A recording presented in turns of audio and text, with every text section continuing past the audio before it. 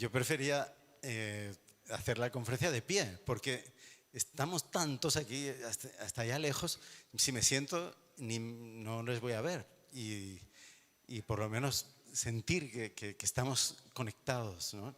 Entonces por eso prefería estar de pie y poder comentarles estas maravillas, sacar de aquí dentro de este libro, que es el tercer tomo de esa trilogía del El paraíso de Dios revelado a los hombres, fruto de las meditaciones, de la oración, de toda esa vida mística que toda persona virtuosa, todo bautizado tenemos que tener, pero que en algunas personas se manifiesta de una manera más intensa para bien de todos.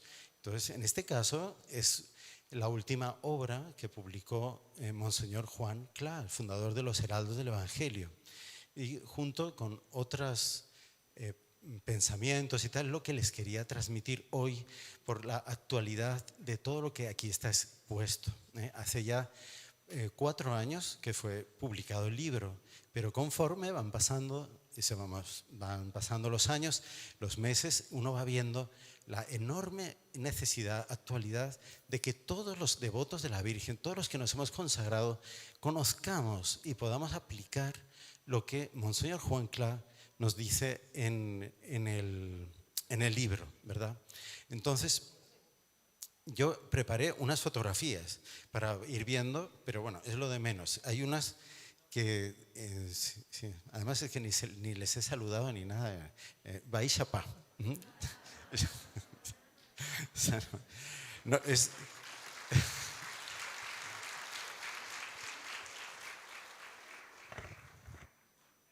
casi lo único que conseguí aprender en guaraní. No fueron 7 años que viví aquí, padre Ismael. Yo viví 9 años en Paraguay. Sí, gracias a Dios.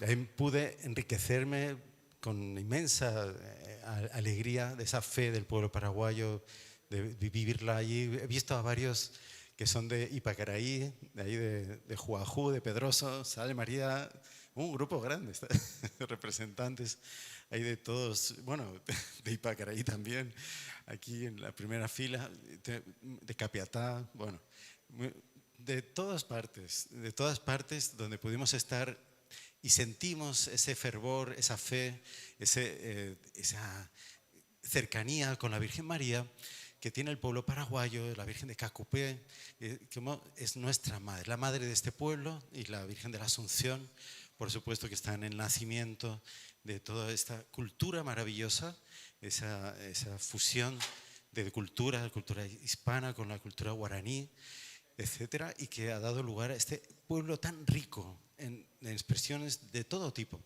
pero sobre todo en expresiones de fe. Y esto no es más que el inicio. Estamos en el inicio de cosas maravillosas. Y en este camino que vamos a empezar a entender cómo se aplica todo lo que vamos a hablar aquí, de que María es el eje de la historia. Es el subtítulo del libro, del tercer tomo. Es el más cortito, pero tal vez el más sustancioso, y que debemos de llevarnos bien, pero bien aprendida en las lecciones que nos van a decir. Monseñor Juan Cla, yo acabo de llegar, de aquí están viendo la fotografía de la casa madre de los Heraldos del Evangelio en San Pablo, el Lumen Profete. Él vive aquí y con los seminaristas, varios de ellos han venido aquí también. Monseñor Juan Cla acaba de cumplir 85 años el día de la Asunción, porque él nació el día 15 de agosto.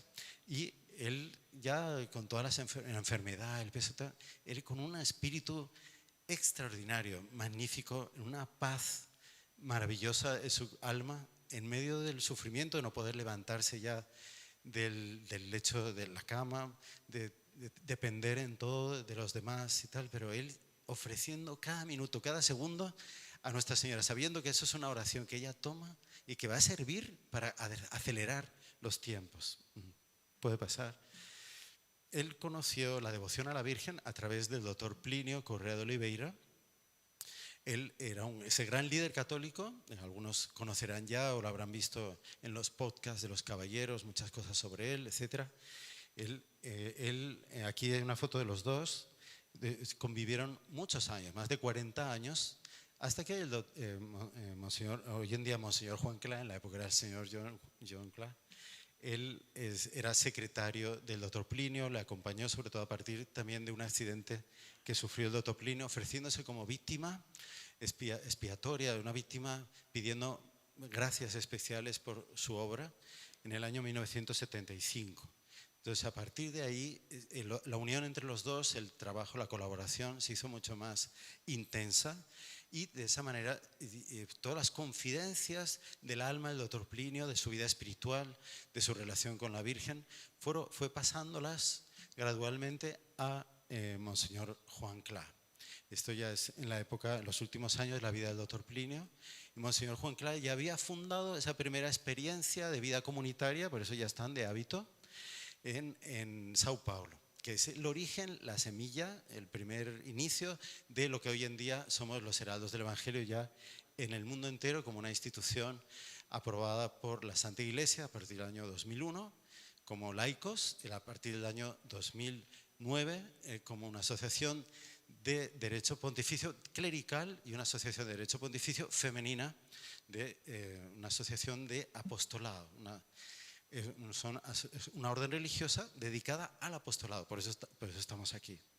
Bien, entonces en este fecundo relacionamiento del alma del doctor Plinio con Monseñor Juan fueron surgiendo muchas cosas, entre ellas una visión de la historia de la Iglesia única, extraordinaria, profundísima, que ha sido elogiada en muchos documentos dirigidos en la época al doctor Plinio, tanto como a Monseñor Juan, que es toda la obra filosófica y doctrinaria del doctor Plinio. En ella, en esa visión de él, de la historia, tiene el papel central la Virgen María. Y esto es ya doctrina de la Iglesia de todos los santos padres desde el inicio. Dice, nuestro Señor Jesucristo viene al mundo a través de la Virgen María. Y ella tiene un papel clave en la historia de los hombres en la tierra. Vean el nacimiento de Paraguay, de Asunción, el día de la Asunción, queda marcado por esa protección marial extraordinaria. Pero vean, el Papa San Juan Pablo II, que hablaba él, la primera entrevista que él dio al poco de subir al trono pontificio. Él decía, yo he sentido en mi pueblo, en mi nación, en Polonia, el papel de la Virgen María para nosotros seguir adelante a pesar de tantas dificultades, guerras, invasiones que sufrieron terribles. Dice, siempre la Virgen María fue la que dio al pueblo polaco la fuerza para salir adelante de esa crisis que no, humanamente estaba todo perdido. Es la Virgen de Czestochowa, la patrona de Polonia, la Virgen de Monte Blanco, Jasna Góra, donde hubo esos hechos históricos maravillosos que no da tiempo a contar ahora, sería muy interesante. Pero el Papa decía, yo me di cuenta cuando subo al trono de San Pedro y la responsabilidad de la Iglesia Universal recae sobre mis espaldas, de que la única manera de que podamos salir de esta crisis que estamos viviendo era entregando todos nuestros esfuerzos, todo nuestro apostolado a la Virgen María. Y yo tengo certeza, decía él, que ella va a intervenir y va a ser en la línea de lo que ella reveló en Fátima. Dice, yo lo experimenté eso el propio día 13 de mayo de 1981, cuando me intentaron asesinar en la plaza de San Pedro. Y él siempre dijo eso, que le salvó una mano de la Virgen que desvió la bala que por 1 centímetro no le atravesó la arteria aorta y lo habría matado inmediatamente. Entonces todo eso son intervenciones de la Virgen María en la historia. Y esto es lo que estamos viviendo nosotros. Entonces, pero solo ahora. ¿Es una cosa nueva? No, aquí está. Que la mejor profecía, dice aquí Monseñor Juan, para conocer el futuro, y el futuro que inmediato y que viene ya, la mejor profecía es conocer bien el pasado. ¿Cómo fue que Dios ha intervenido en las generaciones que nos han precedido? ¿Cómo Él ha hecho que corran las cosas en la historia? Y vean la Sagrada Escritura, que es la fuente de nuestra fe, la revelación. ¿Qué es lo que nos dice la Sagrada Escritura? Ya en el Génesis. la creación maravillosa de Dios, toda la armonía del universo y el rey de la creación, el hombre, la mujer, lo estropeamos todo. Nos quisimos poner en el centro, quisimos quitar a Dios y ser como dioses. Ahí empieza el pecado y todo lo demás. Satanás siempre poniéndonos a prueba, pero es porque formaba parte del plan de Dios, que el mal estuviera ahí presente, para que demostráramos que le amábamos y no lo hicimos. Entonces, ¿Dios qué hace? Promete un Salvador a través de una mujer. Dice, le dice a la serpiente, dice, pondré una enemistad entre ti y la mujer, y enemistades entre tu descendencia, la de la serpiente, y la descendencia de la mujer. Lo conocen muy bien porque este es el inicio del Tratado de la Verdadera Devoción. San Luis Grignion de Montfort ya habla de eso. Y el último libro de la Biblia, de la Revelación, ¿qué es? El Apocalipsis, precisamente revelación. ¿Y qué es lo que nos revela? Nos revela algo extraordinario. Nos revela la conclusión de la alianza, el arca de la alianza que aparece en el cielo de una manera portentosa, maravillosa, delante de ese pueblo de Israel que hace tantos siglos ya perdió la alianza. Y aparece la alianza. ¿Y esa alianza qué es? Es una mujer vestida de sol, con la luna bajo sus pies, coronada de 12 estrellas. Todos los símbolos del poder absoluto sobre la creación y sobre el pueblo elegido. Entonces, esta mujer se enfrenta contra el dragón, la antigua serpiente, la del Génesis. No se olviden que el Apocalipsis lo escribe San Juan y continuamente hace referencias al Génesis. Entonces, él recuerda que ese dragón de los últimos tiempos que va a intentar destruir, matar a ese niño que va a nacer de esa mujer, dice, esa es la antigua serpiente. Y ahí es el enfrentamiento último, el enfrentamiento total, el auge de la lucha de esa enemistad originaria que Dios puso, y la serpiente es derrotada de una manera extraordinaria. No vamos a entrar en eso, será al final. Dice, pero vean, el eje de la historia es María, es la Virgen María. Y no es solo el Génesis y el Apocalipsis, toda la Biblia está llena de imágenes, de hombres, de mujeres, de situaciones o de objetos que representan a la Virgen María, al Espíritu Marial. Y esto, véanlo muy claro, podemos empezar a ver, por ejemplo, Rebeca, la madre, la esposa de Isaac, madre de esos mellizos, Jacob y Esaú, que eran en realidad tan diferentes. Jacob, todo, como explica San Luis Grignion de Montfort, ¿verdad? En uno de los apartados del tratado, que es símbolo de los predestinados, de los predilectos de María, de aquellos que son más aficionados a su mamá. Y dice, a estar en casa, a no. El otro es más independiente, el otro le gusta, es cazador, él vive más de la aventura, cosas así. Es figura de los réprobos, de aquellos que se van de la casa paterna, digamos, llevados de sus impulsos, etc. Y dice, no es un hombre recogido, es un hombre exterior, etc. Bueno, el caso es que la herencia le correspondía a ¿quién era? A Esaú. Y Rebeca, viendo que la bendición de Dios, que la predilección de Dios estaba con Jacob, hace esa trampa.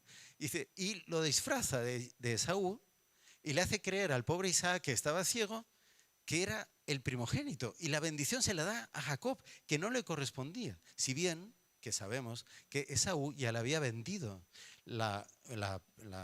entonces, vean que es una trampa maternal, pero para favorecer al bueno.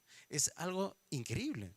Dice, ese es un alma marial, astuta y dispuesta a hacer de todo por los buenos, por los que siguen ese camino.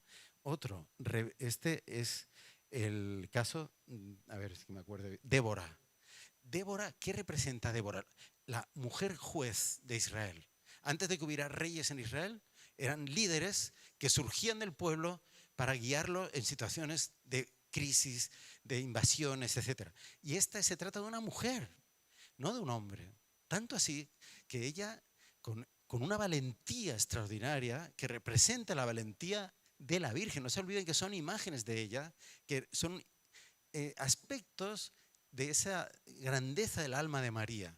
En este caso la valentía y la previsión, la visión profética. Y le dice al pueblo de Israel, al general judío, ves a combatir a los que vienen a por Israel porque vas a vencer.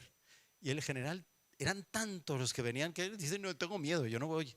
Dice, bueno, entonces yo iré, pero la gloria de la victoria será dada a una mujer y no a ningún general. Y así fue.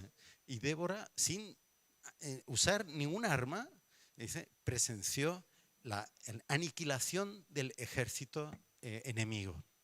Es símbolo de María, otra. Judith, otra mujer valiente, hermosa, bella. Dice que es capaz de seducir sin en ningún momento, dice, herir su pureza o su integridad. En absoluto, pero aprovechándose de la pasión del general enemigo, Holofernes, dice, él le engaña. Y entonces en el momento oportuno ella pide fuerzas a Dios y con la misma espada del general Holofernes lo corta la cabeza. Y de esa manera salva a todo Israel. ¿Símbolo de qué? De esa belleza de María que ofusca a los enemigos y que con fuerza, con determinación, extermina el mal. Esa es María. Otra, Esther, la reina Esther, otra mujer, dice que encarna ese espíritu de candidez, de obediencia, que ella tiene que ir al palacio del rey, aquel terrible, asirio, Asuero se llamaba, para poder desde allí dentro, de alguna manera, defender al pueblo judío, que eran esclavos de los asirios. Entonces llega el momento que el rey decreta la muerte de todos los judíos, pero no sabía que su esposa, la reina, que había llegado allí de una manera muy providencial, muy bonita, lean el libro de Esther en la Biblia. Y dice, ¿qué pasó? Ella era judía. Entonces, en un momento determinado, ella, con mucha oración, el valor de la oración de la Virgen María, de la intercesión de la Virgen María por su pueblo, ella consigue la gracia de cambiar el corazón de ese hombre que era cruel y nunca tenía piedad de nadie. Ella consiguió salvar a su pueblo y exterminar a sus enemigos. Lo que parecía que estaba perdido, ella le dio la vuelta. Espíritu marial, espíritu de María. Ese es el eje de la historia del pueblo de Israel. Pero son solo mujeres, no, hay hombres también. Pasa. Entonces, aquí tenemos a Abel, en el inicio de la creación, ya el primer hijo de Adán y Eva. Él encarnaba ese espíritu de adoración, de reparación por el pecado de sus padres, de ofrecer sacrificios, de entregarle a Dios algo que valía la pena. Él tenía ese espíritu recto, ese espíritu marial también. Él encarna ese espíritu. Siga. Tenemos Melquisedec, el sacerdote misterioso que no es de ninguna tribu, no pertenece al pueblo de Israel, aparece en medio de él para ayudar a Abraham en una batalla decisiva para poder estar en la tierra de Canaán, la tierra prometida, y ofrece un sacrificio, pan y vino. La prefigura de la Eucaristía, de la encarnación, del cuerpo de Cristo entre los hombres. Ese hombre misterioso es el Espíritu de María que trae la Eucaristía al mundo. Otro. Dice, Elías, el arquiprofeta, el superprofeta, por excelencia, el mayor de los profetas. Elías es el primer devoto de la Madre del Salvador. Él en el Monte Carmelo, por eso los carmelitas, el Monte Carmelo, donde se refugió Elías, es donde nace la devoción a la Virgen del Carmen, tan popular entre nosotros y con razón. Tantos milagros, tanta protección, ese escapulario. Bendito que la propia Virgen de Fátima quiso hacerse presente el 13 de octubre vestida con el hábito del Carmen. Dice, por algo será el papel que tendrá esa advocación. Eso viene del profeta Elías. Un profeta de fuego, el que no le importa arriesgar su vida para decir la verdad. Ese espíritu es de María. Paz. Tenemos que ir deprisa, porque si no. Ahí llegamos al Nuevo Testamento Ya hemos hablado un poquito, hemos meditado los misterios gloriosos, la presencia de María en el inicio de la iglesia. Pero ¿y los primeros cristianos? Aquellos que fueron sucesores de los apóstoles, San Ignacio de Antioquía. Acabamos de celebrar su fiesta. Él era el segundo obispo de Antioquía, después de San Pedro. Fue el que ocupó el lugar de él en la ciudad de Antioquía. Entonces, este hombre tenía un espíritu marial fervoroso, extraordinario. Él habla ya de la Virgen María en sus cartas. Estamos en el inicio del siglo II, en 100 y pocos años. Entonces, él se encomienda a la Virgen María para poder ser fiel al Señor hasta en medio de los leones. Y así fue que la iglesia atravesó esos 300 años de persecuciones en los cuales nació, en las catacumbas, dando su testimonio en los circos, en los anfiteatros, en los espectáculos crueles de los romanos o de los bárbaros. Allí los cristianos invocaban a María. Dice, ¿cómo era la oración? Es la primera oración que se conoce a la Virgen María. Ay, Señor. Bueno, ya me acordaré después.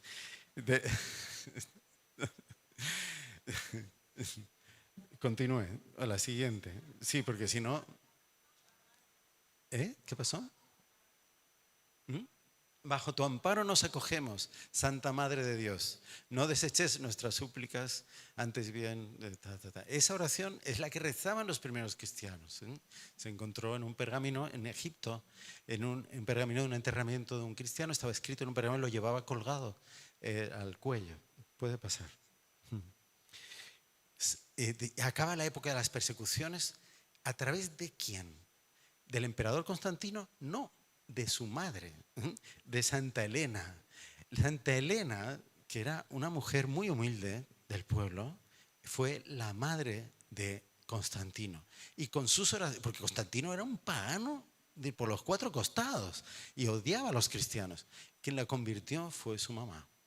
Ella sufrió una persecución terrible, pero confiando, siempre rezando por su hijo, etc. Ella vuelve al palacio donde había sido expulsada, precisamente entre otras cosas por ser cristiana y ser de condición humilde.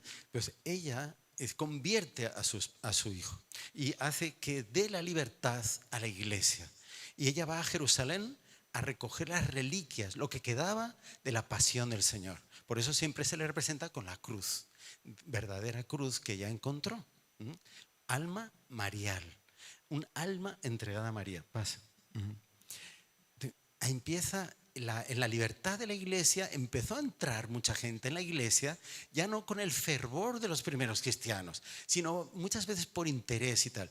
Consecuencia, querían adaptar el evangelio a sus comodidades, a sus caprichos, que esto no es una cosa de hoy en día, que hoy pasa mucho, sino era de allá, de esa época. Entonces empiezan los primeros herejes, Arrio, Nestorio. No, Jesús es un hombre extraordinario, pero es un hombre, no es Dios.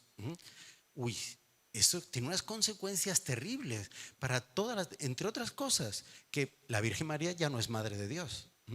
Por eso, en uno de los primeros concilios de la iglesia, el concilio de Niceo, San Atanasio, que es el que están viendo, dice, defiende que la Virgen María es la madre de Dios y que nuestro Señor Jesucristo es Dios y hombre verdadero, todo lo que nosotros aprendemos desde pequeños. Pues eso fue un alma marial que contra la mayoría de los obispos de la época, incluso hasta el Papa estaba medio en la duda, dice, él los convence junto con San Antón, porque el San Antón era un gran místico, que él vio a nuestro Señor Jesucristo, él tenía esa convivencia con él en el desierto, eran los grandes padres del desierto. Entonces, San Atanasio, un alma marial. Él defiende, la Virgen María es madre de Dios porque es madre de Jesús, que es hombre y Dios verdadero.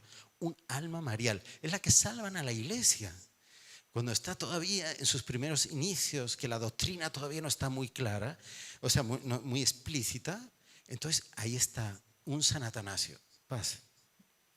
Del final del Imperio Romano, dice, ya convertido en su gran mayoría, con muchas bolsas de paganismo, los bárbaros que están entrando, también con muchas herejías, dice, ¿cómo se iba a levantar el mundo que había sido destruido? No quedaba nada, las ciudades estaban abandonadas, la gente huía, se escondía en las montañas, porque era eran bárbaros, o sea, venían y mataban, quemaban todo.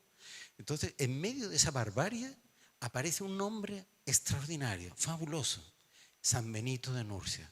Dice, él había ido a Roma en uno de esos momentos, intervalos de paz, para estudiar, y se da cuenta que ese mundo no vale nada. Y él decide irse de ermitaño. Y se le empiezan a juntar gente, y mucha gente. Y entonces empieza a formarlos en el espíritu de María, contemplar a Dios, orar y trabajar. Y empiezan a convertir a los bárbaros con muchos mártires. Él los va bendiciendo a sus discípulos y los manda por toda Europa. A los germanos, a los francos, a los sajones. Hoy en día nos encantamos ver Francia, cuántas iglesias, qué bonitas. Alemania, no sé qué. Pero ¿de dónde nació eso? No salió de la nada. Hubo gente que trabajó, que estuvo ahí yendo a hablar con ellos, a su tribu, a convertir. Y a veces le pasaba como a San Bonifacio, que llegaba y les decía, no hay que adorar el árbol, el abeto. No, este es el árbol del niño Jesús. Hay que adorar al que lo creó, que es el niño Jesús. Solo que llegó a una tribu que eran tan bárbaros que no les gustó eso y usaron el hacha no para cortar el árbol, sino para cortarle la cabeza a él. Entonces San Bonifacio, que era monje, mártir. Entonces, con la sangre de estos monjes y mártires, almas mariales, ya profundamente devotas de la Virgen, se transformó un mundo de bárbaros en una civilización que dio lugar a maravillas que hasta hoy en día nos admiran. Pasa. Un San Bernardo de Claraval, el que acabamos de hablar, de la Salve Regina, ¿no? Es cisterciense. Pasa. Vamos deprisa porque si no. Entonces, un Santo Domingo de Guzmán y un San Francisco de Asís, grandes amigos. Ellos eran las columnas de la iglesia. Cuando la iglesia ya está en su esplendor, ya una paz, la armonía, los bárbaros ya no son bárbaros, ya son todos cristianos, todo eso, el gusto por la riqueza, por la ostentación, por la vida fácil, ¿no? Y eso va corrompiendo las costumbres, se empiezan a llenar de herejías todo ese mundo que prometía tanto.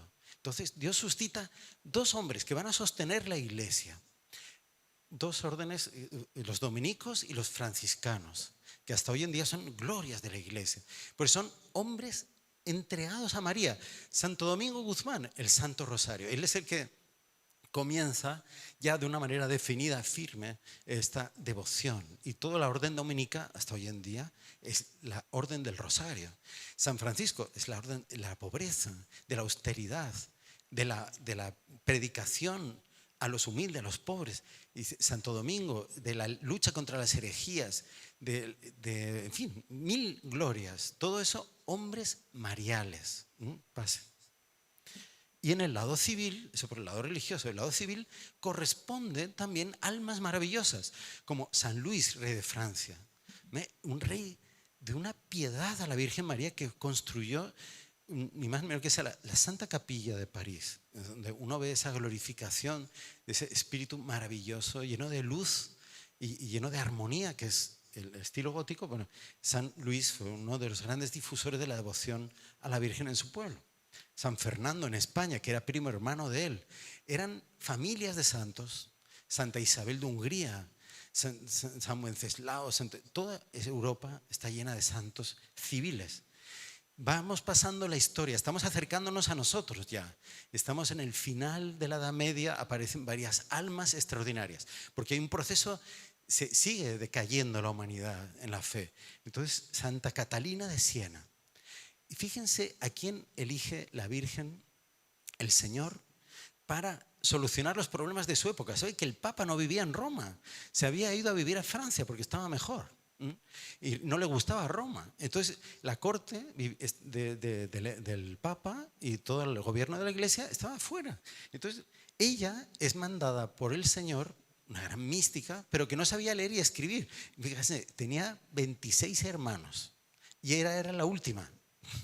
Entonces era una familia enorme. En Siena está la casa donde ella nació, donde ella vivió. Nunca fue monja. Ella vivía en su habitación como una religiosa, y era terciaria dominica. Entonces la Virgen María le enseñó a leer y a escribir en una noche. Y ella escribía las cartas a los papas, a los reyes. Y ay de aquel que no le hacía caso, porque ella le amenazaba, porque era la Virgen María y le hablaba, le decía, dile al Papa que si no vuelve a Roma, no pasa de este año. Y se moría, ¿no? Pero era así. ¿Y a quién usó Dios para intervenir en los acontecimientos? A una niña. A los 5 años fue que ya se le manifestó nuestro Señor Jesucristo y le dijo que ella le pertenecía. Desde los 5 años. Y bueno, fue una vida corta, no vivió muchos años, pero cumplió su misión. El Papa volvió a Roma. Un alma marial. Otra. Otro ejemplo extraordinario. Este tal vez sea es Santa Juana de Arco, una pastorcita del interior de Francia, una aldeíta perdida que hasta hoy en día es encantadora, Don Remy. Parece un toque de campanas, ¿verdad? Don Remy. En esta aldeíta, ahí nació y vivió sus primeros años, hasta los 17 años, Santa Juana de Arco. Es el personaje de la historia medieval de Europa que mejor conocemos, del que hay más documentos, porque fue tan impresionante que quedó todo por escrito. Los procesos que hicieron contra ella, la consideraban bruja, no sé cuánto, porque era una cosa tan extraordinaria, nunca se había visto, que una niña pastora, absolutamente ignorante de todo, fuera elegida por Dios, por la Virgen María, que mandó a San Miguel Arcángel y a Santa Catalina de Alejandría a decirle que ella tenía la misión de restaurar el reino de Francia, que estaba invadido por los ingleses y tal, pero eso, ¿dónde se había visto una niña dirigiendo una batalla, unos ejércitos? Y dice, pues ella lo hizo, pero no porque quisiera, es porque le mandaban. Y dice, has sido elegida tú, pero yo, sí, tú. Al final ella iba pasando todas las pruebas, asistida por esas voces, realiza una misión absolutamente desproporcionada a su persona, en un alma marial. Es que la Virgen, el Señor, para actuar en la historia, no quiere gente súper inteligente, súper llena de dones naturales, así. Puede ser, dice, pero lo normal no es eso.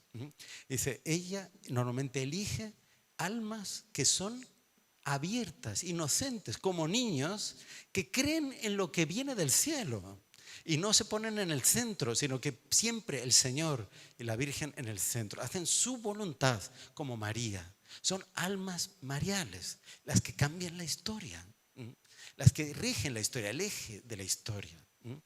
Todo esto es el pasado, estamos todavía acercándonos a nuestra época. Pasa.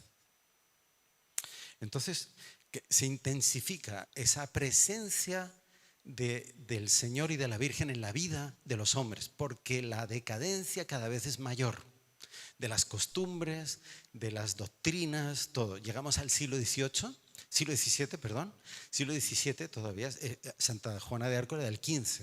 En el siglo XVII, Santa Margarita María Alacoque. Cuando uno lee la biografía de ella, que ella escribió por orden de sus superiores, dice, uno lee, pero dice, esta mujer, esta niña, que tuvo sus cosas, que como toda niña, pues, a los 12, 13 años, pues le gustaban las fiestas, le gustaba todo eso. Pero el Señor le dice, no, tú has sido elegida por mí, y ella acepta eso. Entonces ella es llamada a la vida religiosa y es directamente el Sagrado Corazón de Jesús que viene a transmitirle un mensaje clave. Dice, la humanidad se ha alejado de mí. Dice, yo les amo y ellos no me aman. Dice, pero eso no impide que yo venza como misericordia. Entonces, dile a mi amigo, al rey de Francia, que era el rey Sol, el super mega rey, le dice, dile a mi amigo, el rey de Francia, que ponga la imagen de mi corazón en la bandera de Francia y que sea venerado en todos los palacios de él en Francia. Dice, porque yo quiero, fíjese, ser venerado hasta en los palacios de los príncipes. Dice, porque cuando yo vine la primera vez, dice, yo no fui aceptado ni en las casas de Belén. Me mandaron a un pesebre a nacer. Dice, y hoy en día, que ya son cristianos, yo quiero ser venerado también en los palacios. Vean qué cosa más bonita, ¿no? El rey de Francia no hizo ni caso, ni leyó la carta que le mandó la monjita, Santa Margarita María Alacoque, que me perdone, perdón. Entonces, Entonces sí, no le hizo ni caso, porque él era un personaje muy importante, él tenía soldados, él se fiaba de sí mismo, él no hizo nada, fue un desastre. Y el Sagrado Corazón le dijo, si no lo hace, vendrán grandes desastres.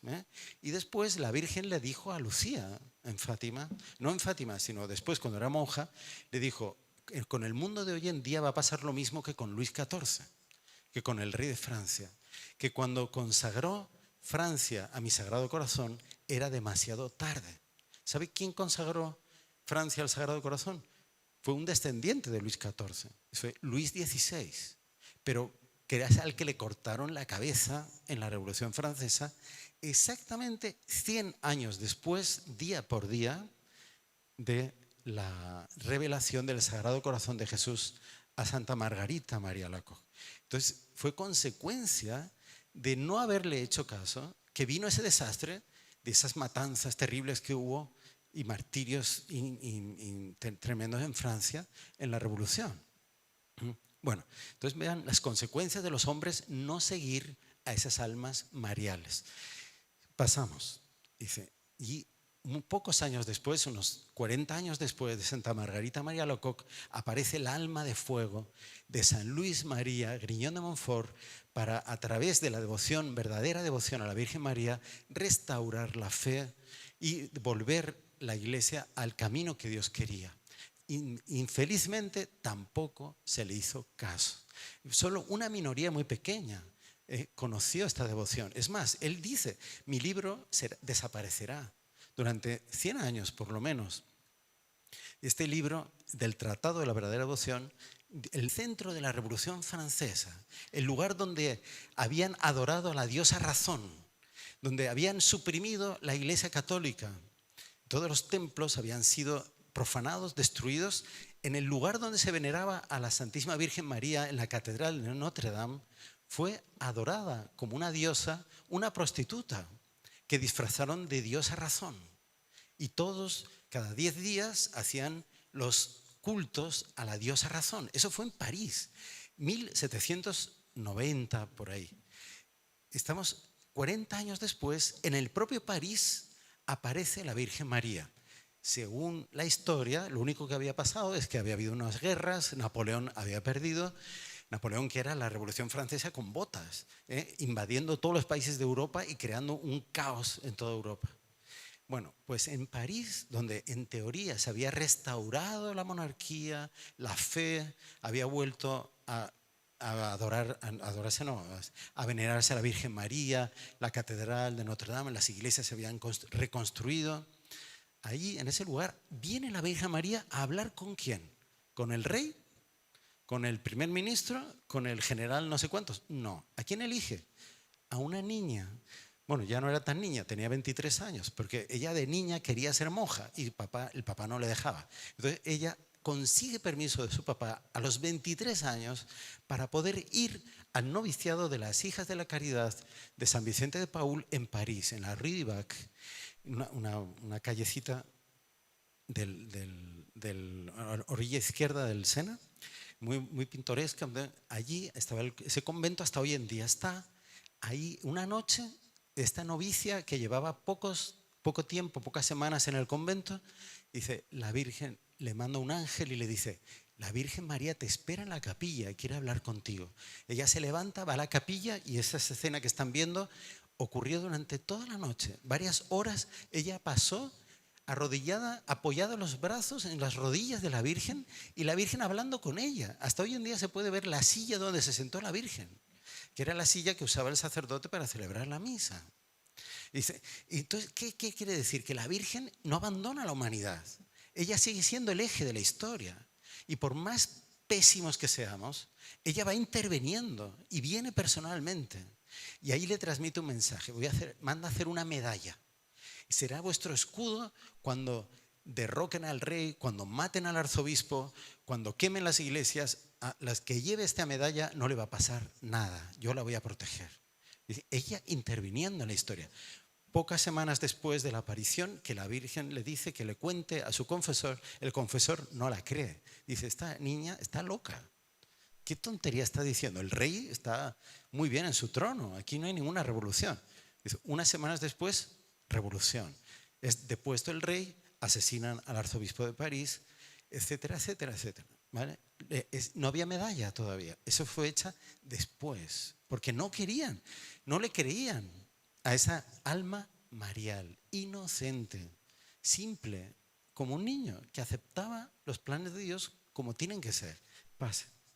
Dice, en 1842, es decir, 12 años después de la aparición de la Virgen de las Gracias, es cuando se descubre el Tratado de la Verdadera Devoción. Había habido, por los milagros de la medalla, que ya unos años después se acuña una epidemia de cólera terrible en París, empieza a morir mucha gente, entonces autorizan la impresión, la acuñación de las primeras 20.000 medallas que se distribuyen. Las hijas de la caridad cuidan a los enfermos, entonces las llevaban a las casas donde estaban los enfermos de cólera y los únicos que se curaban eran los que recibían la medalla. Entonces le cambiaron el nombre, no era ya la Virgen de las Gracias, era la Virgen, la medalla milagrosa. Entonces hubo un fervor en toda Francia de devoción a la Virgen. Y empezaron a acuñarse monedas y todo el mundo, medallas, todo el mundo las llevaba. Entonces, ¿qué pasa? Dice, en medio de eso aparece el Tratado de la Verdadera Devoción, que había estado escondido, perdido. Entonces la gente lo recibe con avidez. Empiezan a hacerse muchas impresiones, ediciones del tratado. Se empieza a traducir a otros idiomas. Vean ya la Virgen actuando de una manera impresionante. Pocos años después, en 1848, si no me acuerdo mal, aparece la Virgen en la Salette. ¿Saben qué fue la Salette? ¿Por qué se apareció la Virgen en la Salette a dos niños, dos almas inocentes, mariales?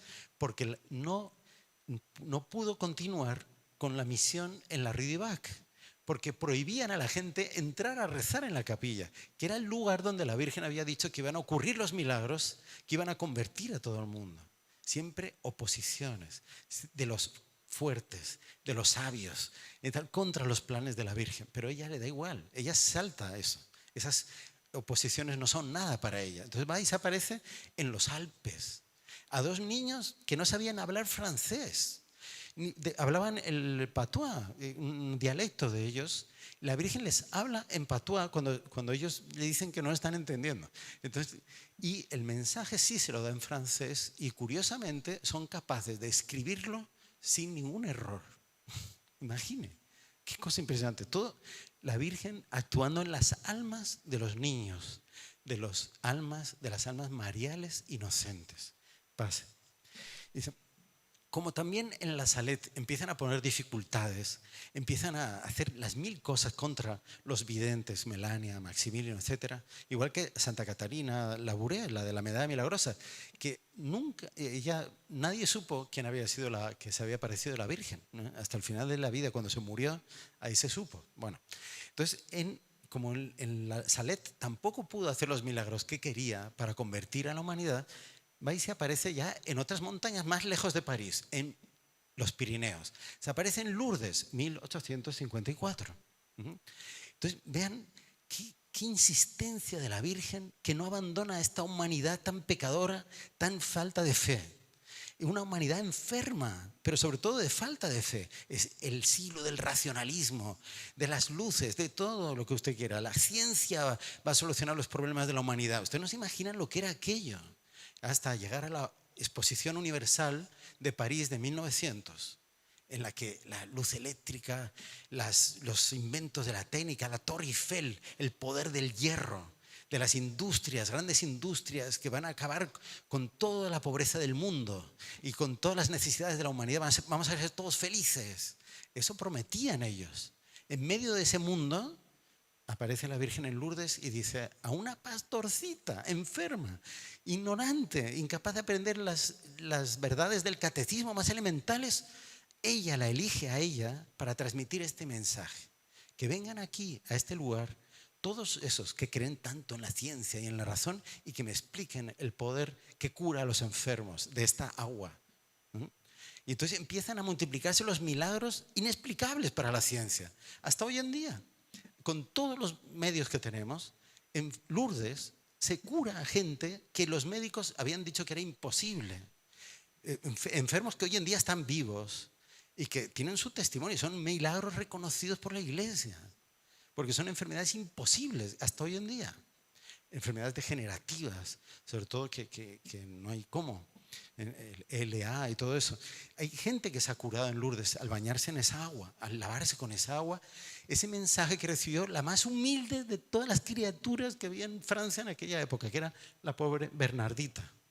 La que están viendo esa foto, esa niña fue directamente educada por la Virgen María y la Virgen intensifica su acción sobre la humanidad. Esto es algo incontestable, esto es un poder marial extraordinario. Y en Lourdes empiezan esa serie de milagros fabulosos que no fueron para ella. Ella tenía la vocación de morir enferma, sufriendo por los pecadores. Y lo cumplió en una humildad perfecta, extraordinaria. Siguiendo, teniendo revelaciones, locuciones interiores extraordinarias. Ella era la más humilde, más obediente de todas las monjas. Era la novicia. Bueno, entonces, ¿qué pasa? Esto no termina aquí. Pasamos a otra fase. La humanidad no se convierte. Entonces, Nuestra Señora va a hacer un prodigio mayor todavía que con Bernardita, que es Fátima. Entonces, en Fátima, más lejos todavía de París, digamos, del centro de la civilización, del poder, hoy diríamos de Nueva York, de Washington, lo que fuera. No, París era en aquella época la ciudad de las luces. La Virgen se aparece en el último rincón de Europa, en el país más pobre de Europa, en Portugal, en la montaña perdida, donde nadie iba a llegar allí. Estaban 3 pastorcitos. A estos la Virgen les viene a transmitir el mensaje, que va a salvar a la humanidad, que va a acabar con la guerra que está destrozando Europa. Todo lo que la civilización, siglos de civilización habían creado, está siendo machacado por las propias bombas, cañones y armas que los hombres diabólicamente han creado para imponer su poder y su fuerza. Entonces la Virgen dice, todo esto va a acabar si rezáis el rosario todos los días. Dice, y ofrecéis sacrificios por los pecadores. Tenéis que convertiros, porque si no vais a ir todos al infierno, y les enseña el infierno. Hay gente, hasta sacerdotes, he oído yo, burlarse de eso. Increíble, ¿eh? Qué duros somos, ¿eh? No creer una cosa que es una verdad de fe. Bueno, pues así es, así somos. Entonces ella le habla a los 3, a Francisco, a Jacinta y a Lucía. Dice, los tres seres menos poderosos del mundo son elegidos por Dios para transmitir el mensaje. El alma marial, el alma inocente, pura, que está abierta a Dios, a lo maravilloso, a lo maravilloso de la fe, no cualquier maravilloso, sino al maravilloso de creer en el Evangelio de verdad. Eran almas profundamente cristianas, eran familias sencillas, humildes, rectas, generosas, abiertas a la vida, y totalmente respetuosas y temerosas de Dios. Esos son los que Dios elige. Esos sencillos del pueblo son los que tienen la clave para solucionar el mundo. Es el eje marial de la historia. Entonces, ellos sufren un fenómeno místico que es por el cual vamos a entrar en el tema final de este asunto y que les va a dar mucha confianza, mucho ánimo. ¿Por qué? La Virgen con Bernardita la transformó de una ignorante en una persona que cuando llegaban las damas de la corte del emperador Napoleón III, cuando llegaban a Lourdes a verla y la saludaban y ella les saludaba y hablaba con ellas, decían, ¿esta niña en qué escuela ha estudiado? Porque no hay una dama en París que tenga la educación que ella tiene. ¿Dónde aprendió esos modales, esa manera de ser? Pues no fue con las ovejas que ella cuidaba. ¿Dónde fue? Fue en la gruta de Masabiel, donde se le apareció la Virgen. La primera aparición de todas, ya cuando al ver a aquella señora en aquella gruta, ella sacó instintivamente el rosario del bolsillo de la falda y al ir a santiguarse, como para protegerse, ¿verdad? que era eso, y la Virgen interiormente le dijo, no, así no. Dice, así. Entonces la Virgen, que llevaba un rosario, agarra la cruz y hace la señal de la cruz. Y al mismo tiempo que la Virgen movía la mano, Bernardita movía la mano, se le movía la mano. Entonces, esa señal de la cruz la conservó toda su vida, la hacía así. Y hasta gente muy atea se convirtieron al ver la manera que ella hacía la señal de la cruz. ¿Qué es eso? Una presencia marial casi que forzada en aquella naturaleza tan pobre. Ese es el poder que tiene la Virgen María para santificar, para hacer que nos volvamos semejantes a ella. Imagínense ustedes que se han consagrado a la Virgen. Vean lo que la Virgen va a hacer con ustedes. Es algo, está haciendo ya. Con Francisco, Jacinta y Lucía fue más todavía. Porque ellos cuentan que el 13 de mayo, la primera aparición, que no sabían quién era esa señora, y solamente se lo dijo el último día, igual que en Lourdes. La Virgen se guarda mucho sus secretos y el nombre de ella revelaba el secreto. En Lourdes, ni más ni menos que el nombre de la Virgen, el que le dijo en la penúltima aparición, le dice: yo soy la Inmaculada Concepción. Aquello, hasta hoy en día los teólogos están estudiando el asunto, ¿verdad? Pero la Virgen se lo dijo. Bueno, entonces en Fátima fue diferente. Dice, en Fátima les dijo: yo soy la Virgen del Rosario, Nuestra Señora del Rosario. Porque como para decir que, para marcar la necesidad de nosotros rezar el rosario para atravesar lo que nos viene encima. Pero en la primera aparición en mayo, que no sabían el nombre todavía, y ella le pregunta, Lucía le pregunta: ¿cómo es que se llama? ¿Cuál es su nombre? Y la Virgen le dice: el último día te lo diré, si te portas bien. Si vienes aquí cada mes a la misma hora, el día 13, yo te diré, el 13 de octubre te lo diré. Bueno, entonces, ¿qué hace la Virgen? Ya terminan de hablar, abre las manos y sale una luz de las manos de la Virgen. Y en ese momento la envuelve a los niños esa luz. Y dice Lucía que vio a la Santísima Trinidad. Ellos veían al Padre, al Hijo y al Espíritu Santo.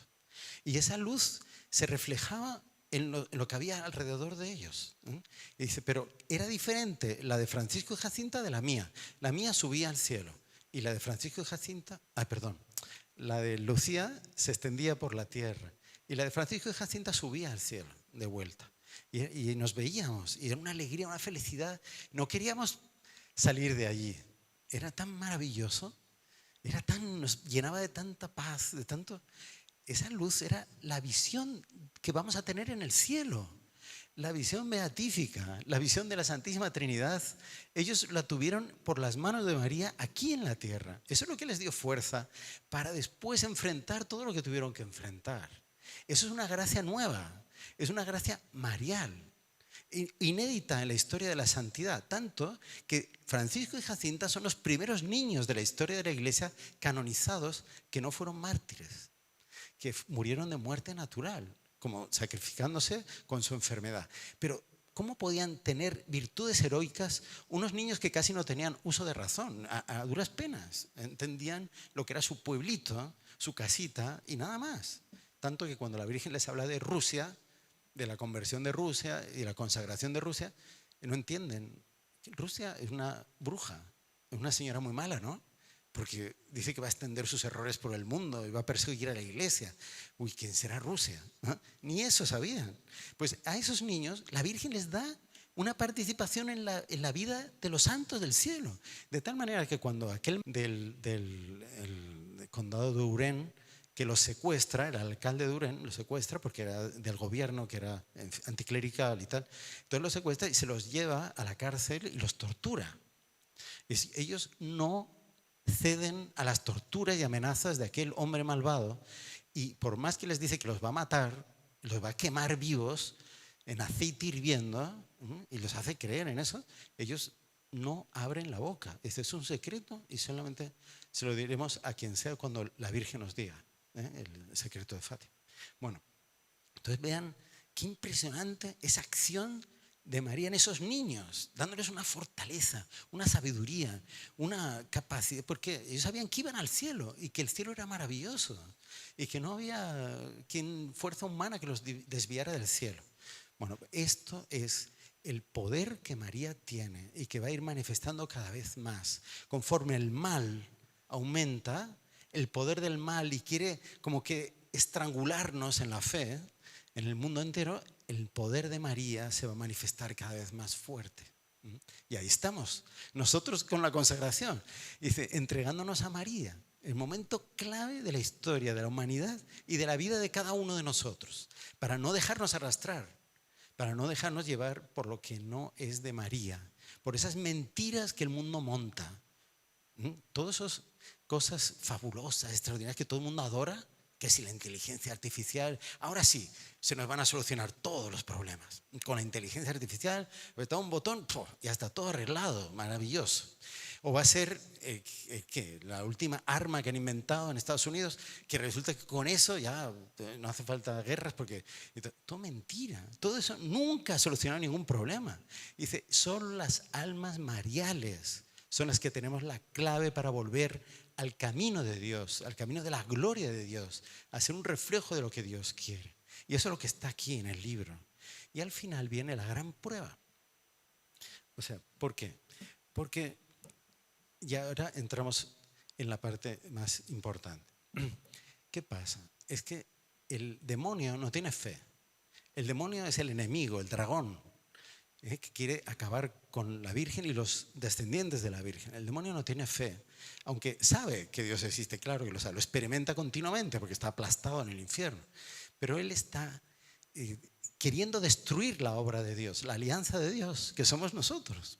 Somos sus hijos, imagen y semejanza de Él. Él quiere deformar la obra de Dios para dar esa carcajada final delante de Dios y decir, ¿de qué te sirvió todo? ¿De qué te sirvió morir en la cruz? Mira lo que yo he hecho con tu obra. Mira cómo viven, peor que animales. Los animales son inocentes por lo menos, pero ellos hacen lo contrario de lo que tú querías.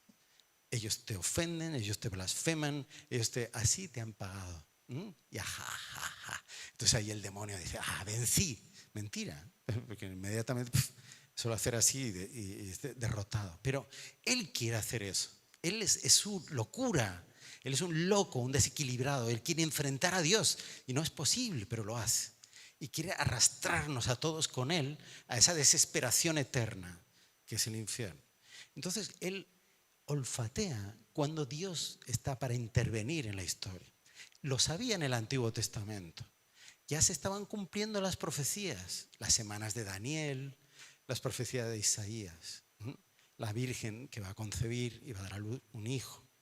Y el demonio conoce la Sagrada Escritura mejor que nosotros. Se la sabe de memoria, mejor que todos los pastores protestantes. Dice, el demonio es el mejor pastor protestante porque se sabe la Biblia de memoria, exactamente perfecta. Así, ¿no? Entonces, el demonio sabe también, conoce toda la historia que hemos hablado nosotros, la conoce también. Entonces, él olfatea. En la época del Antiguo Testamento, en el final del Antiguo Testamento, aparecen dos libros, los libros de los Macabeos, los dos últimos libros. Hablan más o menos de los 200 últimos años del pueblo de Israel. Entonces, la expectación, llegó la hora, va a nacer el Mesías. Dice, ¿quién será? ¿Qué familia? ¿De dónde va a nacer? ¿Quién será la madre del Mesías? Entonces, existía entre los pobres de Israel, entre el pueblo simple de Israel, una gran fe en que vendría el Mesías. Y el demonio sabía eso. Entonces, ¿qué quiere hacer? Él no puede impedir los planes de Dios, pero en su mente loca lo intenta. ¿Qué hizo?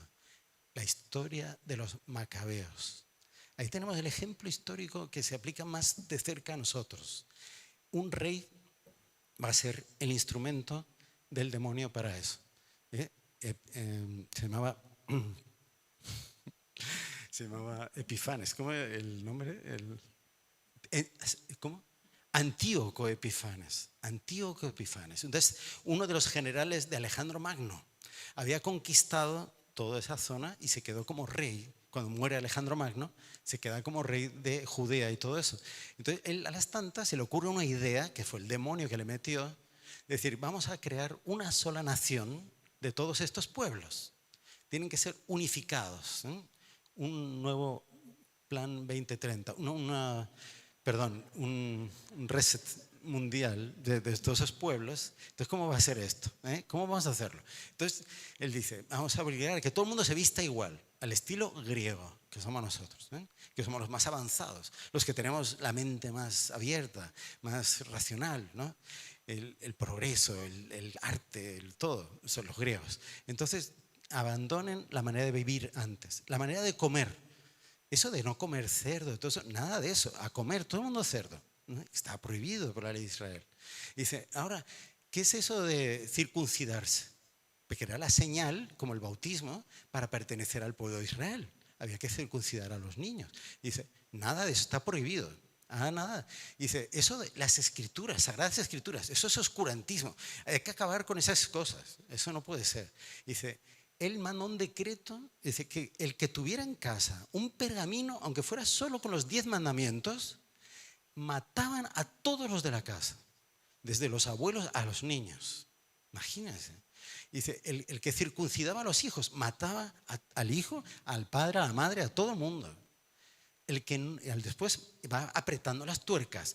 Hay que ir a adorar a los dioses. Entonces en Jerusalén vamos a poner el dios Zeus, ¿no? Entonces en el templo de Jerusalén lo profanan y ponen la abominación de la abominación, al propio demonio personificado en aquel pedazo de piedra que ellos tienen que adorar. Y hubo judíos que decidieron vivir como griegos.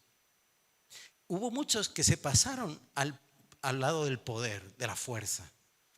Y hubo un puñado que dijeron no. Podremos ser pocos, podremos ser inferiores en número o en lo que fuera, en fuerza, pero da igual. Nosotros confiamos en la fe verdadera, que va a venir el Mesías, el Salvador. Fue el pueblo, la familia de los macabeos. Son los primeros que dijeron no vamos a echar incienso a los ídolos. Entonces inicia todo lo que cuenta el libro, no voy a contar, muy bonito, una historia impresionante, un heroísmo inimaginable, unos milagros, unas intervenciones de Dios a favor de ellos, y el pueblo de Israel vence a los griegos. Lo que no podía pasar, lo que era imposible, ocurre. Y entonces en Jerusalén se restaura el templo, que es el templo que Jesús va a conocer. Vean qué maravilla, qué extraordinario, qué epopeya de fe. Almas mariales que creen 100% en las promesas de Dios. Y hoy en día, ¿qué está pasando? Hoy en día, ¿qué está ocurriendo? ¿Cuánta crisis de la fe? La gente no cree, pero increíble. Salió una estadística hace poco que ojalá que aquí en Paraguay no sea así, pero mira hasta dónde llega la ignorancia de los católicos. No estoy hablando de los que son protestantes o de otras religiones, no, de los que hemos sido bautizados católicos. Casi el 70% de los católicos norteamericanos no saben que la Eucaristía es la presencia verdadera y real de nuestro Señor Jesucristo. Que ese pan ya no es pan, que es Jesús, su carne. Y que ese vino no es vino, es la sangre de Cristo. No lo saben. Eso es entre los católicos, imagínense. Entonces, a esta gente que se va diluyendo la fe en un mundo pagano, neopagano, que empiezan a vivir con costumbres que no son católicas, que si el Halloween, que si no sé qué, es como los judíos de aquella época, que en el fondo ya no creían tampoco en el Mesías, ni en las promesas de los profetas, y preferían acomodarse a las costumbres, a las modas de los griegos. No es tan importante, ¿no? Dios está en todas partes, en todas las religiones llevan a Dios. ¿Cómo es eso? Esto no es nuestra fe.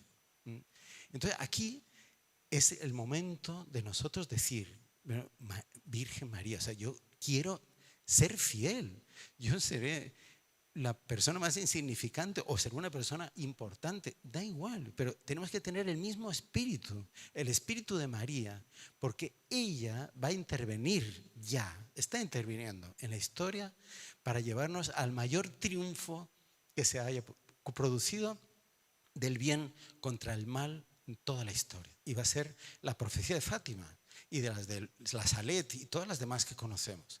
¿Cómo será? Pues mire, es un poco difícil saberlo en concreto, porque si no sería muy fácil, ¿no? Dice, tenemos que hacer un acto de fe, tenemos que participar de eso. Lo primero es consagrarse y ahora vivir esa consagración cada día. entonces la Virgen se va a encargar de hacer que ustedes cada día sean más una luz maravillosa en medio de este mundo. ¿Cómo? Con las gracias mariales. ¿Qué gracias?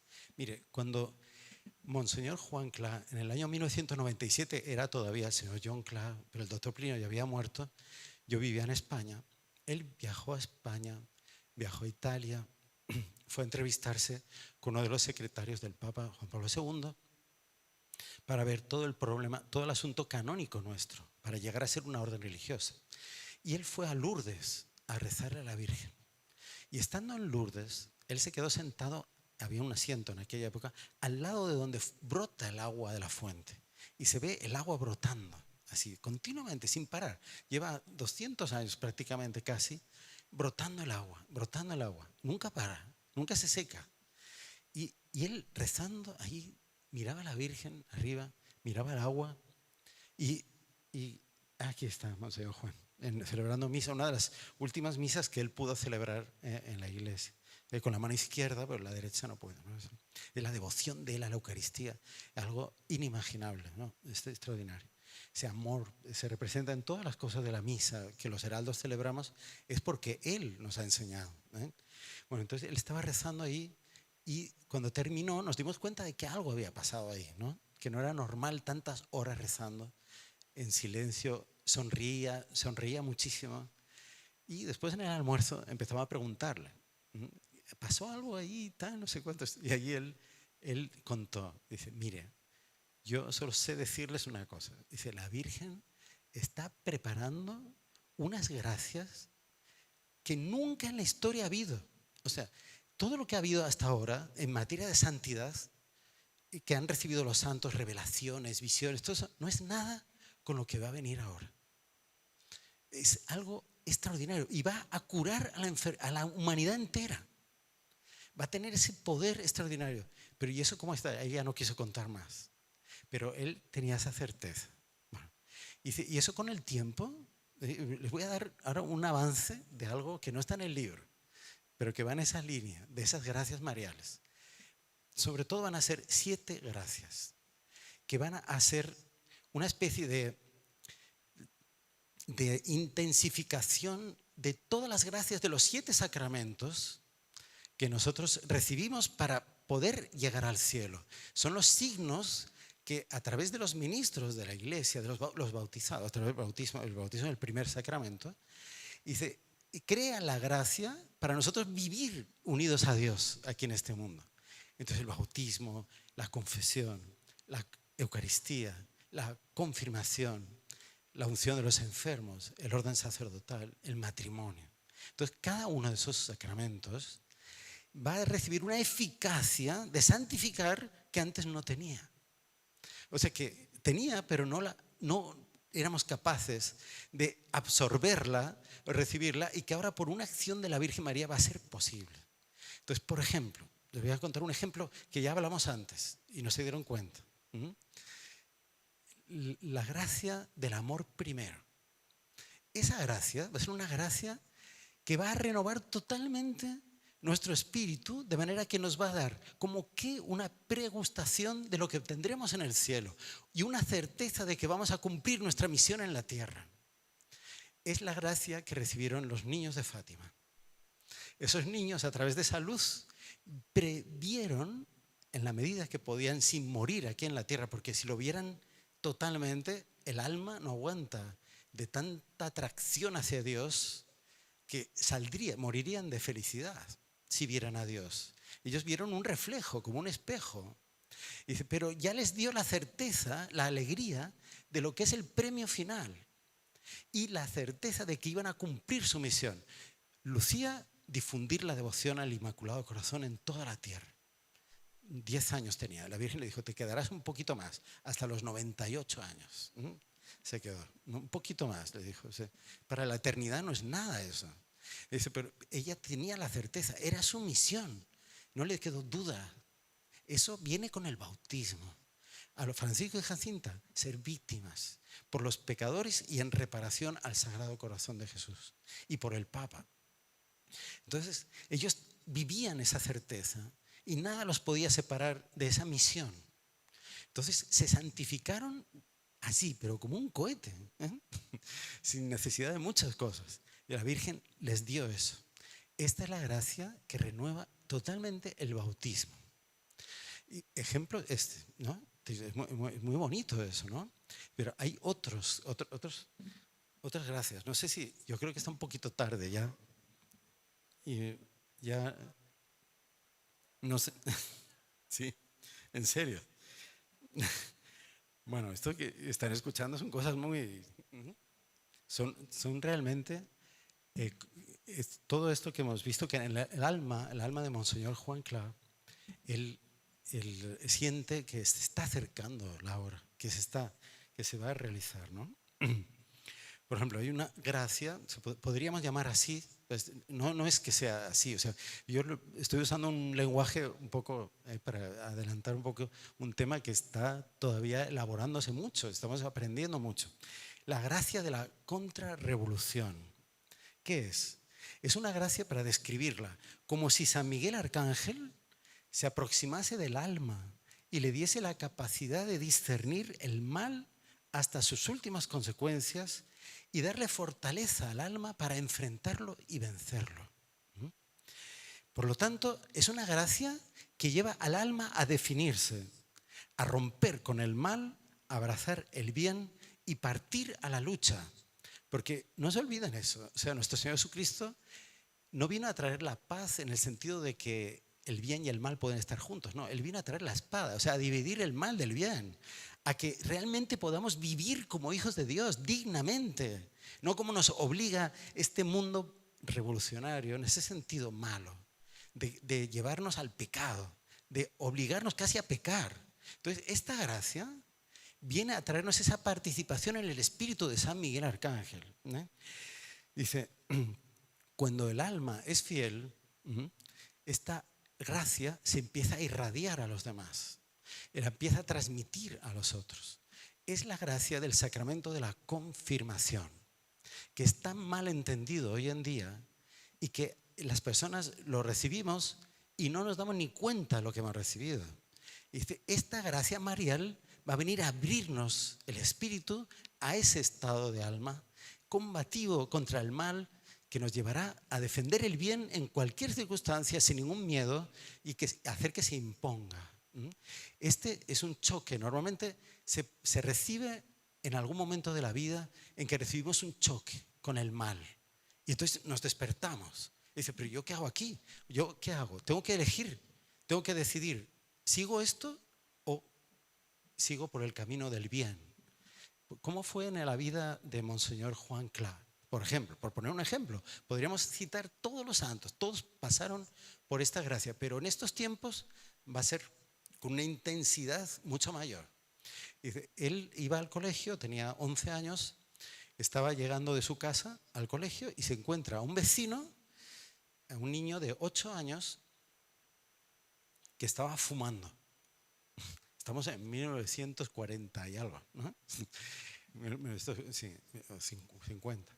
Entonces él le dice, ¿pero qué estás haciendo? Si tu mamá te viera, ¿tú qué crees? Que él se enfadaría muchísimo. Eso no se puede hacer, eso está muy mal. Reacción del niño. Agarra el cigarro y se lo clava en el ojo. Se lo intentó clavar, porque él, claro, le cerró el párpado y le quemó el párpado. Incluso hay una foto de él, no está aquí, de él de niño en el colegio, la foto de recuerdo del curso escolar de ese año, y él está con el ojo quemado. Entonces, ¿qué pasó? En ese momento él tuvo como un choque, dijo, pero qué maldad, ¿cómo es posible que un niño de 8 años esté tan podrido? Que llegue a esta violencia cuando se le está ayudando. Y él dijo, hay que hacer algo. Tengo que cambiar. Yo no puedo cruzarme de brazos delante de esta situación. Voy a fundar una asociación con otros amigos del colegio para ayudar a los otros niños a no ser así, a seguir el camino del bien. Es la gracia de la contrarrevolución, hacer la contra al mal, de ponerse a trabajar, hacer esto, aquello. Vean que la consagración no es contra nada, es a favor de, o sea, siempre para crecer en el amor a Dios, en la unión con Dios, con María. Pero inevitablemente nos va a llevar a tener más sensibilidad con el mal, a sentir que tal costumbre que yo tenía, tal amistad, tal ambiente que yo frecuentaba, no puede ser. Yo no puedo seguir ahí. Yo tengo que romper con eso. Yo tengo que ser definidamente del bien, de la bondad, de la verdad, de la santidad. Esta es una gracia marial. Es una gracia necesaria más que nunca hoy en día. Ahí estamos con la confirmación. No sé si... Otra gracia. Vamos, yo creo que no va a dar más tiempo. Pero una tercera gracia. Vean que cada gracia de estas, si la persona la recibe, y en eso depende de que alguien se la transmita, ¿verdad? Dice, si la persona la recibe, le hace capaz de recibir la siguiente. Dice, vean que la consagración es una renovación del bautismo, pero con María. No como la hicimos cuando nos bautizamos y no tenemos conciencia, o como la renovamos en nuestras promesas bautismales, en la confirmación, en la primera comunión. Dice, mucho más consciente de lo que es ser hijo de Dios. Y primera gracia marial. Segunda gracia marial, la hemos visto ya. Dice, todos ustedes están recibieron la primera. Ahora están recibiendo también la segunda. Dice, la tercera gracia, ¿cuál es? Conforme vamos recibiendo gracias, la Virgen nos va a transmitir más. La gracia de la hermandad con nuestro Señor Jesucristo. Tiene que ver con una ejaculatoria que rezamos al Sagrado Corazón de Jesús. Corazón de Jesús, Rey y centro de todos los corazones. Él, humanamente hablando, es el hombre modelo de todo. Como rey, como todo lo que ustedes quieran, cualquier profesión normal que el hombre puede realizar en la tierra, con sus dones que Dios le ha dado, la cumplió nuestro Señor Jesucristo. Él es el rey y el centro de todos los corazones, incluso de los que están en el pecado, que luchan contra Él, pero no pueden abandonarlo. Ellos acaban, aunque sea por odio a Él, lo tienen como centro. Aunque sea porque lo quieren ignorar, es el centro. Vean que esta humanidad, como está, vean esos Juegos Olímpicos. ¿Cómo se les ocurre la infame idea de burlarse de la Eucaristía? ¿Pero qué tiene que ver con los Juegos Olímpicos? Porque Jesús es el Rey y el centro de todos los corazones, quiera o no quieran. Ni todos los poderes del infierno pueden cambiar esta realidad. Es por eso. Entonces, ¿qué explicación dar a esta gracia? De sentir a nuestro Señor Jesucristo como hermano humano nuestro, como mi verdadero hermano. Esta gracia lleva a establecer una relación personal, única e insustituible con el alma de nuestro Señor Jesucristo, de hermandad de Él con Él como hombre, siendo Él la fuente de todo el espíritu católico. Todas las actividades, todas las capacidades de la mente humana, del ser humano, de cualquier tipo, dice, están en Jesús. Él es la fuente de todo lo bueno, bello y verdadero que se puede imaginar. Por lo tanto, ¿con qué sacramento tendrá relación esta gracia? Con el sacramento de la Eucaristía, en el cual nos fundimos con Jesús, con el cual lo recibimos y Él empieza a vivir en nosotros como nuestra verdadera vida.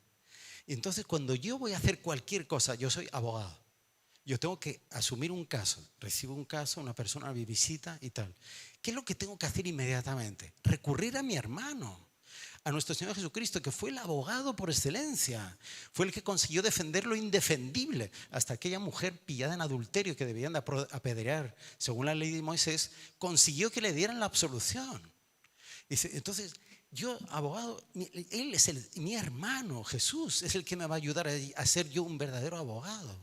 Yo soy un médico, yo voy a ir a curar a los enfermos. Dice, ¿y a quién tengo que invocar? ¿A quién tengo que estar unido para de verdad curarlo? A nuestro Señor Jesucristo, que curaba a la mujer hemorroísa que llevaba 12 años gastándose toda su plata en médicos y ninguno la había curado.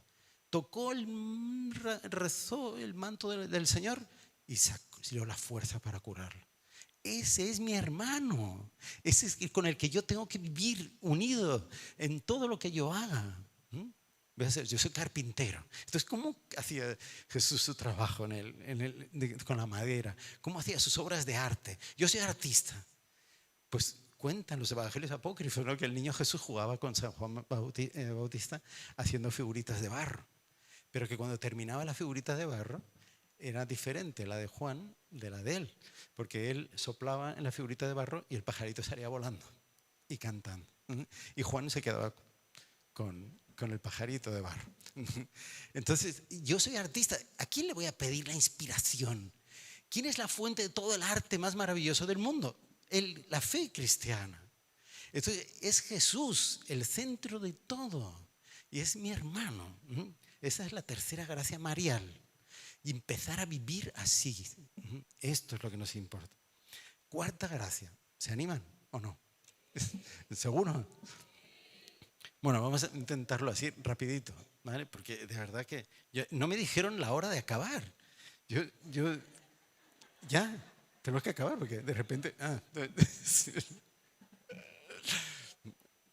Bueno, es la gracia del gran desmentido. Uy, pero era todo tan bonito hasta ahora. Y ahora viene la gracia, una gracia que es un gran desmentido. ¿Pero eso cómo es? Pues sí, es una gracia que se recibe después de un gran desmentido, de un fracaso, por el cual la persona pasa a sentir la dependencia fundamental respecto a Dios. Actúa sobre la voluntad y tiene relación con un gran perdón, pues consiste en experimentar en lo más profundo del ser la fuerza, la extensión, la belleza, la infinitud del perdón de Dios. Esto es necesario. Si no, no vamos a entrar al cielo. Es necesario. Dice, por eso, fíjense que la persona que recibe esta gracia del perdón, de sentir que nos equivocamos, que fracasamos, que todo lo que nos habíamos propuesto por nuestras propias fuerzas fue un desastre, y decir, lo hice todo al margen de ti. Mi vida, mi matrimonio, mi trabajo, todo lo que yo imaginaba, que había hecho un proyecto infalible, no podía fallar, de repente se hundió. Y ahí me doy cuenta de mi fracaso. Y voy y me acerco al Señor y pido perdón. Y ahí esta gracia le hace sentir la fuerza de ese perdón, que lo levanta y lo lleva mucho más alto de ese plano original que tenía. El que lo experimenta se da cuenta de que en la vida no hay nada irreversible.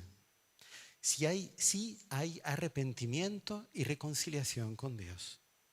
Solo para recibirla es solo necesario que la criatura, que nosotros demos un paso hacia Él. Porque Él siempre perdona. Lo único que necesita es que nosotros estemos dispuestos a recibirlo. Esta persona que recibe esa gracia es imposible que se desespere de su propia salvación o la de otra persona. La persona se vuelve capaz de hacer lo inimaginable por los demás. Nunca dice, ya lo doy por perdido. Este hijo mío ya no hay cómo arreglarlo. No, eso es mentira. Mentira satanás. La Virgen María nos dice, es posible, se puede. Dice, tú no has sido perdonada. Entonces, ¿por qué él tampoco va a hacer? ¿Por qué no va a hacerlo? Claro que sí. Entonces, la dureza que uno siente en determinadas personas con respecto a las demás, ese espíritu metálico que no se conmueve con ninguna desgracia ajena, ni es capaz de perdonar el mínimo error, es de almas que no han recibido esta gracia, que nunca han sentido el perdón de Dios. O peor, lo han sentido y lo han rechazado y no han querido recibirlo. Eso es mucho peor. Entonces, ¿con qué sacramento tiene relación esta gracia? Con la confesión, exactamente. Varios ya se dieron cuenta. La confesión, llevada a este grado de perfección, transforma a la humanidad. Es imposible. Tiene una fuerza irresistible. Por ejemplo, la parábola del Evangelio. El Evangelio, las parábolas más maravillosas son las que Jesús inventa para que entendamos esto, pero no nos entra. O sea, que la Virgen María es la que nos va a hacer entender. Es la del hijo pródigo. Esa parábola del padre que recibe a ese hijo que no quiere ni escucharle las excusas, porque ya lo ha perdonado por anticipado. Lo único que quiere es hacer una fiesta con él. Esa es la gracia del gran desmentido. El proyecto de aquel niño que le dice a su papá: dame mi herencia, que yo me voy a hacer grandes cosas, y tal. Acabó comiendo, envidiando la comida de los cerdos. Esta es la humanidad de hoy en día. Es la humanidad de hoy en día. Dice, prefieren entregarse a todas las lujurias, maneras de perversión, de vicio, a seguir una cosa, a venir a acumular, a venir a pedir perdón. Eso es comer la bellota de los cerdos y perder la verdadera felicidad de la casa del Padre. Es la humanidad que necesita el gran perdón. Una de las gracias que hablan las apariciones es aviso, el gran aviso. Es ver, cada hombre va a ver en un instante cómo Dios lo ve. Toda su vida, todos los momentos, todos sus actos. Y en ese momento, en ese instante, va a ver toda la maldad, todo el pecado, todas las consecuencias terribles de todo lo que hizo equivocado. Y va a ser llamado a pedir perdón. Y ¿serán que serán capaces? Yo les digo, solo los que estén unidos a la Virgen María. Si no, esta humanidad es capaz de rechazar hasta esa gracia. Y ahí es cuando vendría el castigo. Bueno, la quinta gracia, pero bueno, esto ya es demasiado. Porque vean que cada gracia es superior a la otra. Cada vez va subiendo más. Les va a exigir un poquito más de entender. Yo no sé si lo voy a explicar bien, ¿vale? Pues ya les digo que son cosas muy nuevas. La quinta es la gracia por la cual la persona va a poder transmitir y manifestar a los demás la acción del Espíritu Santo en su propia alma. Como le ocurrió a San Pablo, que recibe ese choque, el Señor lo convierte y después pasa 3 años conviviendo con nuestro Señor Jesucristo en el desierto. Y toda la predicación que él hace no es porque ningún apóstol le haya enseñado el Evangelio, sino porque el propio nuestro Señor Jesucristo se lo ha enseñado directamente a su alma. Y dice, él es capaz, se convierte en el apóstol. Él convierte más gente que todos los demás apóstoles reunidos. Y él no era apóstol, él era perseguidor de la iglesia de Cristo. Él recibió una gracia arrebatadora por la cual empezó a transmitir a los demás de una manera irresistible el espíritu del Evangelio. ¿Qué gracia es esa? Es una gracia marial. Dota a la persona, esta gracia, de un sexto sentido por el cual empieza a darse cuenta que todo lo que ocurre a su alrededor es una acción de ángeles y demonios, pero sobre todo del Espíritu Santo. Si la persona es fiel, los flashes se multiplican. O sea, las gracias místicas por las cuales siente la presencia de lo sobrenatural se empiezan a multiplicar. Y se da cuenta de que toda su vida es un continuo de caer sobre ella bondades de Dios, gracias, sin las cuales no haría nada bueno. Y al percibir estas cosas que antes ni sentía, dice, puede empezar a transmitirlas a los demás a través de la influencia, a través de las tendencias, a través de las maneras de vivir. Es por eso que esta gracia se relaciona con todo lo que es el ceremonial o las normas de urbanidad, de educación, etc. Esta gracia opera un cambio interno tan profundo que alcanza las tendencias de la persona y empieza a actuar como un ángel. El hombre no actúa para Dios, sino como Dios. Vean Bernardita, esa manera de hacer la señal de la cruz, cómo influenciaba, irradiaba tanto que esos ateos se convertían al verla hacer la señal de la cruz. Esas señoras que venían de la corte se quedaban con la boca abierta al ver cómo saludaba, cómo compartía con los demás, que su amabilidad era celestial, no era de la tierra. Esta es una gracia mucho más alta, porque hace que el hombre ya no actúe para Dios, sino es un reflejo de Dios en la tierra, de lo celestial. Tiene relación con la unción de los enfermos. Qué sorpresa, ¿no? ¿Por qué? Porque la unción de los enfermos tiene un efecto que es el de restaurar en el alma el llamado original del bautismo, que por los pecados acumulados a lo largo de la vida, dice, le han impedido desarrollar todo el plan de Dios. Entonces, la unción de los enfermos restaura el plan original de Dios en su perfección. Y ahí hace que el alma muchas veces consiga que hasta el cuerpo, influenciado por esa gracia, recupere la salud física. Es un efecto colateral. Nosotros pensamos que es el efecto principal, la curación. No. Es el efecto colateral de la acción restauradora del plan original de Dios, de la santidad original de Dios. ¿Con qué podríamos comparar para que ustedes entiendan el efecto de esta gracia marial? Ustedes tendrán en su capilla, en su parroquia, adoración al Santísimo Sacramento, ¿verdad? Y seguro que muchos consagrados y consagradas, ustedes van a esa capilla del Santísimo a rezar. Y muchas veces entran y se quedan en silencio, se quedan parados delante de nuestro Señor Jesucristo, ahí presente. ¿Qué sienten ustedes? No dan ganas ni de hablar, ni de rezar el rosario, nada, parados, mirando, contemplando la presencia verdadera y real. Y viene algo de Él a nosotros que irradia, es una irradiación invisible, pero que es benéfica. Y salimos restaurados, con fuerzas para seguir adelante. Ese tipo de influencia, de irradiación, es la que cada uno de nosotros tiene que tener. Tenemos que ser como la Virgen María, que tenía la presencia de su hijo cuando ella va a visitar a Santa Isabel. ¿Qué es lo que siente Santa Isabel al verla? ¿Qué es lo que hizo la Virgen María? Le saludó, solo eso. Hola Isabel, salve Isabel.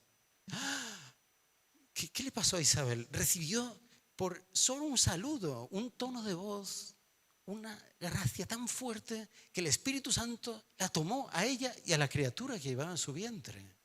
Esta es una gracia marial. Es una gracia nueva que va en la línea de lo que decíamos. Impresionante, ¿no? Bueno, y está preparando otra gracia. ¿Cuál es la siguiente gracia marial? Es la gracia, podríamos llamarla así, de la revelación del holocausto.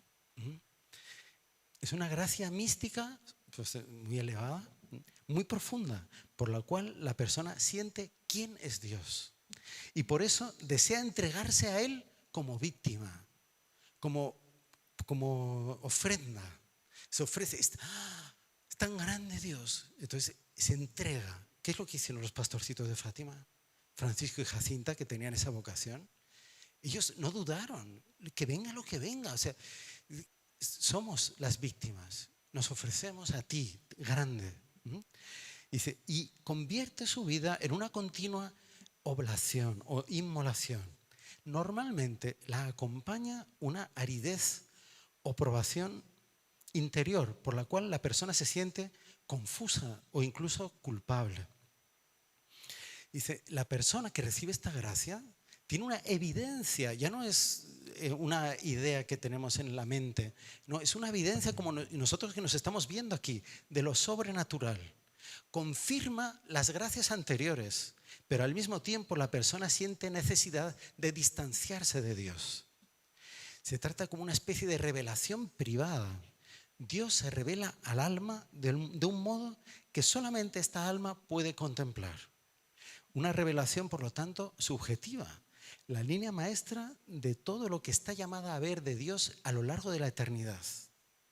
No es la visión beatífica, es un estado de prueba. O sea, seguimos en la tierra, como los niños de Fátima, pero ya han visto, ya poseen la simiente de lo que verán en el cielo. Entonces, ¿qué pasa? Esta revelación viene acompañada también de una cosa que es el fruto de la consagración. Entonces van a ver. Dice, comprender el misterio de la cruz, de Cristo sufridor. Y se trata, esta gracia, de una invitación a seguirle sufriente y crucificado. Esta revelación, por lo tanto, nos exige una verdadera adecuación, un cambio de la persona. tenemos que configurarnos con Cristo y volvernos Él mismo en la tierra. Ser como una humanidad unida a Él para poder continuar su ofrenda, la que Él hizo al Padre, la que la Virgen hizo al entregárselo al Padre. Esta gracia es la que lleva a la santidad a ese grado que solamente, ya verán, que todavía es posible llegar más alto. Todos los santos pasaron por eso. Y ellos desearon, era el deseo de ser ofrenda, de ser entregarse. Por eso esta gracia normalmente trae consigo una aprobación y no una consolación.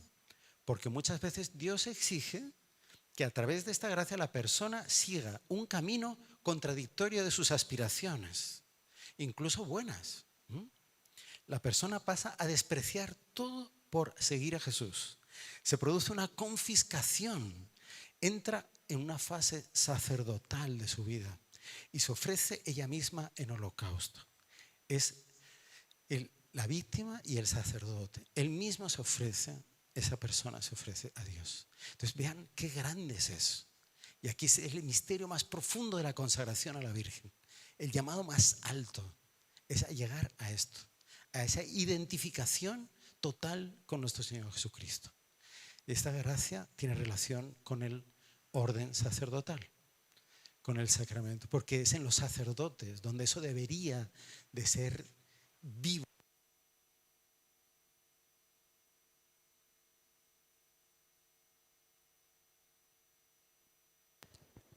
Bueno, es que esto ha sido una señal, yo creo.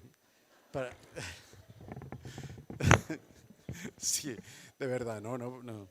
Ya es demasiado. Entonces, pero es tan bonito eso. Ustedes vean las grandes almas, Santa Teresita de Niño Jesús, la propia Chiquitunga, nuestra santa paraguaya.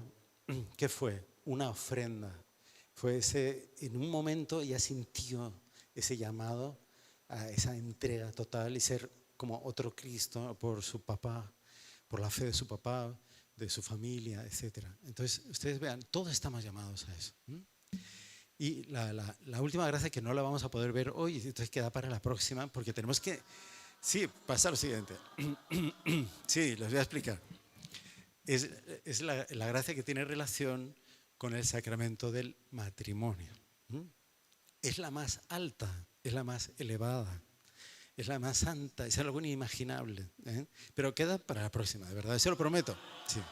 Entonces, sí, sí.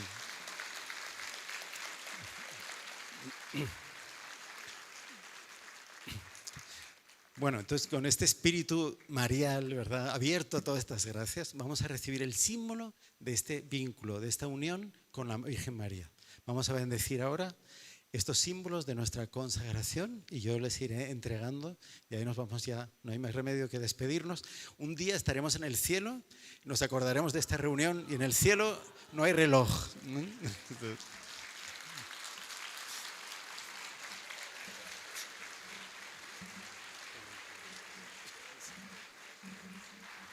Un fuerte aplauso al Padre Manuel, por favor.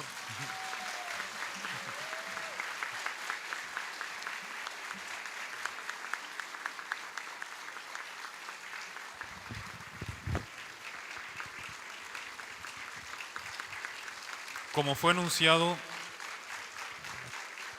todos ahora recibirán esta medalla de los consagrados. Va a ser la primera vez en Paraguay que ustedes van a recibir esta medalla y con el privilegio que la van a recibir directamente del Padre Manuel. Así que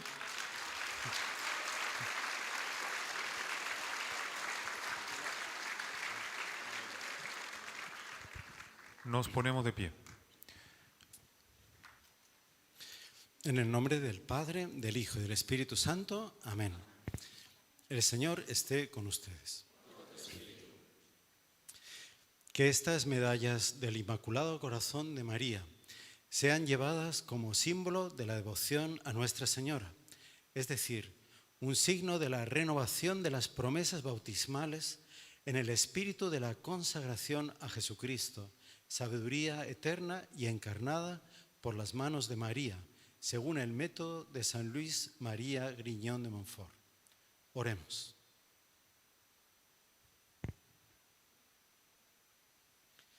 Bendito seas, Señor, fuente y origen de toda bendición, que te complaces en la piedad sincera de los fieles.